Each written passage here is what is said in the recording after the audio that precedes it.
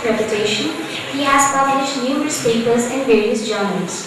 He is editor of several special issues and books. He received the Outstanding Research Award from Ball State and the UAH Foundation Research Award, and many more.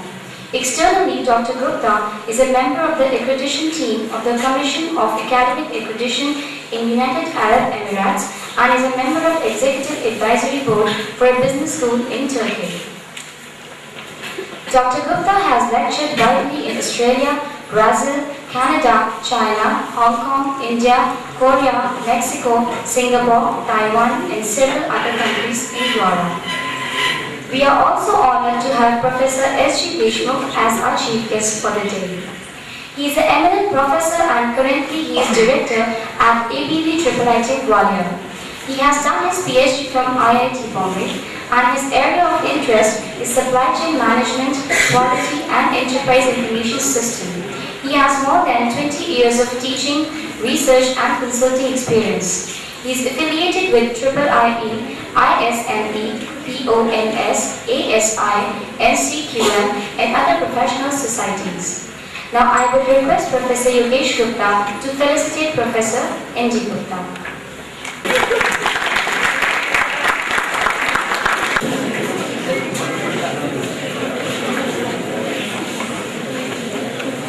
Dr. Deshmukh, Dr. Bhushan, Dr. Haj, Dr. N.D.Gupta, and other eminent dignitaries of ITM University, my dear colleague teachers and the dearest of all dear students. Welcome address. What I have to welcome, when a professor comes within the students, among the students, he himself is interested in teaching them. And when it is a memorial lecture in the name of that person, who was a great social thinker, because I have listened to Prahalad in 2007. And although a very debatable person, that is 20 rupees per student expenditure, debates are always there whenever there are something heretic thoughts. Debate is there when 32 rupees is also challenged. But one thing is certain, what is not debatable, that with this globalization, the challenges before the management have increased so much that even the Nobel Prize winners, they say that there are constraints against globalization. A person like Stiglitz, who worked as an eminent professor in USA, just like Dr. Raghunathan works here, and he also said that there are contents regarding globalization and the concentration system is such that it is not allowing globalization to become a successful hit in the minds of the common people. That is one of the greatest challenges. We are in this audience hall where Dr. Ram Mannohar Lohia, his air is blowing and flowing. And most of the thinkers and economists right from Marshall Pigu and here also Gandhiji, Dr. Brahmanand and so many persons they all the time speak that if you want that the management should be successful, then it should be inclusive, and unless it is inclusive it cannot be sustainable. The question is that the problems are very big. Major problems in 21st century. Problems are difficult to be diagnosed also, and they are diagnosed from different angles. Some people say that America is having commercial capitalism, China is having authoritative capitalism, and what I submit most humbly, that India we have disguised capitalism, which is working, the capitalist forces are working and they are not to be searched out so easily. Now, the challenges are many and they are versatile and how they are to be faced. Diagnosis itself is very complex and the solution must be much complex than that. Problems crop up with geometrical progression speed and solutions come up with only arithmetic progression speed. So there is always a backlog of problems. So we have to see how these things can be solved. But one thing is certain, that there are thinkers and as we have seen, Dr. N.D.Gupta, he belongs to Punjab, and he knows India very well, and there cannot be a better speaker who understands the Indian conditions very well. And although these things are common in mostly the developed countries also, and we find them in around here and there, but how this GDP, 1% GDP will be transferred to the underdeveloped countries is not similar. But how they are going to be solved, and we have got a very eminent person who has worked as a professor, as an administrator, who can monitor the problems, who can control the problems, he can give the solutions, and I am so thankful to him. I welcome him on behalf of all our ITM University that he spared some time just to address us and just to induce us to think on these problems. Thank you, sir. On the stage and enlighten us with his valuable thoughts. It's my pleasure to be here. I want you to know I go around the world, and every time I go around the world, I think about my visits to India. Not because I grew up in India, that is true. I have an affinity for India because I grew up here, was born and raised in India. But the hospitality in India beats every other place I know. Even the curiosity of the students beats every place I know. And that's what it makes it worthwhile to come back to India all the time and talk about things in India. So I really appreciate this opportunity to be able to do that. The other thing is in coming to Gwalior. I have not been to Gwalior for over 50 years.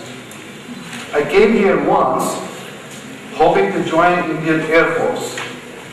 So I came here and spent about 4 or 5 days because there at that time they interviewed us for 4 or 5 days to see if they want to give us a commission in the Indian Air Force. I was an undergraduate student in second year at that time. They did.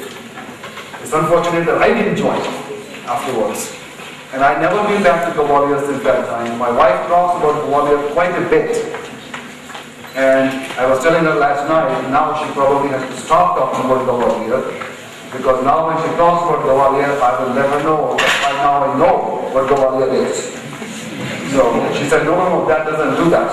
So I appreciate that very much. ITM University is up and coming university. I didn't know anything about it before I was contacted about this lecture, but since that time I found out a few things, and I am amazed at the development and the growth that this place that is going on. And of course I get to see Professor Deshmukh again, which is an additional bonus for me and all that, so I appreciate that. Now, I'm not a very complicated person. I know very simple things. And my simple things keep me on my toes. So what I have to say to you is in the same way. I'm going to talk about a little things. First of all, let me give you a personal note. I'm honored to be presenting this second memorial lecture. Especially because I had a chance to have some discussions with him when I was a visiting professor at the University of Michigan. I also gave a seminar in his college once, and I got a chance to talk with him. This was in the 1990s. It was right after his article on the core competencies has come out and everything like that. So it is a bonus for me to be talking about a C.K. memorial lecture of the person that I know. On the other hand, it is also extremely difficult for me to do that. I can't do something that a thoughtful leader like C.K. Prahalad can do, and who is considered to be the top 10 management gurus in the world. How can I compete with him? I don't do anything like that. So when Professor Prahalad asked me to deliver this lecture, I said, am I capable of doing that? Should I do that? And all that. Of course, greed comes in the way. You know, oh yeah, it is a good thing to do, and all that. But then I thought about the opportunity it presents me to prepare something, to do something and all that. So that's what I will be doing. Okay? And I'll do my best. I will do my best, whatever I can, within the resources that I have and all that. I can't be C.K. Prahalad, Even though many ways we are similar, but many ways we are very different from each other. We are not the same. Our educational backgrounds are very different. The problems that we work on are very different. Professor, we have problems, that's how we know we are alive. So it is a good thing we have problems. If we don't have problems, we won't be alive. The only people I know who don't have problems are the dead people.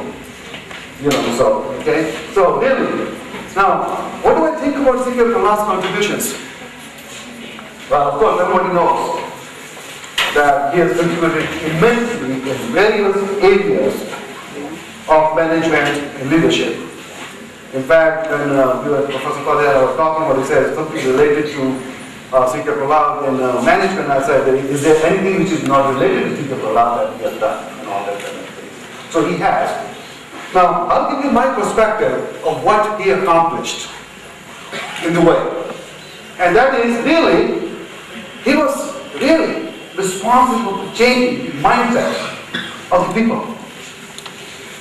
Even though when he talked about the core competencies of the corporation, he talks about fortune at the bottom of the pyramid, or he talked about innovation edge or whatever, he was talking about changing the mindset of the business leaders. We cannot be thinking about the mindset of the 20th century when we are in the 21st century. And he was talking about mindset has to change. And that is the fundamental contribution that C.K. Prahalad made. We can't solve yesterday's problems, tomorrow's problem by yesterday's technologies and all that. Second, he always was interested in looking at things in new ways. He was not satisfied in trying to repeat the past. That makes it absolutely a leader in terms of thinking that he did. So this is the way I think about him, that how will you create the business opportunities and all these kind of things. And he suggested new business models. People always thought about that in order to make profit, you need to be big. You need to be thinking about bigger economies.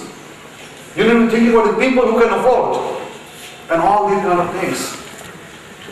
He came up with the idea that taking social responsibility, that helping people, uplifting the standard of the people in the countries where they don't have enough, is not contrary to making profits. In fact, it goes along in making profits. That we need to figure out a way to be able to serve those people and still subscribe to the philosophy of making profits. So those are some of the things that I see as his contribution that he made as a result of his desire always to be reducing the gap between what we can call as rich and the poor. He was not satisfied leaving status quo the way it is. All right, my responsibility is to teach, I'm going to teach, I'm going to do the research, I'm going to help the corporations make more money, and I'm going to come up with the strategies. He was interested in the societal things. He was always interested in the things. That's why, as I said, he was a social leader. He was a social leader and all that. But this is what I think about C.K. Prahlad's contributions. And now, I'm nowhere near that. What do I believe? By the way, the last one, he was creating a harmonious society, the way I look at it. What are my motivations? The way I think about it?